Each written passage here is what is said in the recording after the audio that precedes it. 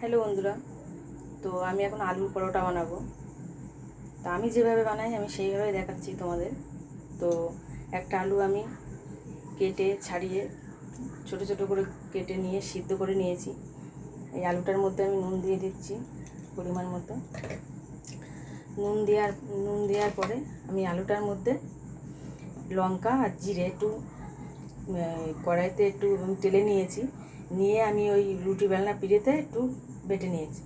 নিয়ে এই ভাজা মশলাটা দিয়ে দিলাম।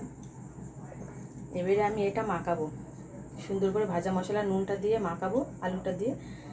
মাখানোর পরে আমি তো দেখাবোই আলুর পুরটা ভরে তার পরোটাটা ভাজবো আমি। বন্ধুরা বিয়ের পর আমি রুটিই বেলতে পারতাম না। আমার ননদ হাতে ধরে আমাকে আমার ননদ শিখিয়েছিল রুটি কিভাবে বেলতে হয় আর কিভাবে গোল করতে হয়। তো এই যে আমার আলু মাখা সিদ্ধ আলুটা মেখে নিয়েছি ভাজা মশলা দিয়ে আর নুন দিয়ে। এবার আমি এটা এর মধ্যে দিয়ে দেব।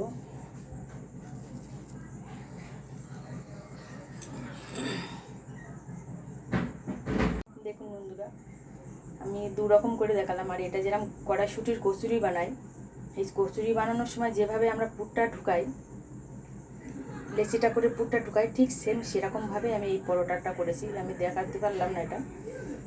এমন করে পুর ভরে বেলতে হবে যাতে আমার আলুটা না বেরিয়ে যায়। তো দেখুন পরোটাটা আমার বেলা হয়ে গেছে। গুড আফটারনুন, শেষমেশ আমার আলুর পরোটা হয়ে গেছে। তো ঘি ভাজা পরোটা ঘিতে ভেজে নিয়েছি। আমার সন্ধ্যের টিফিন রেডি। বন্ধুরা কেমন লাগলো সন্ধ্যের টিফিন তোমরা বলবে আমাকে।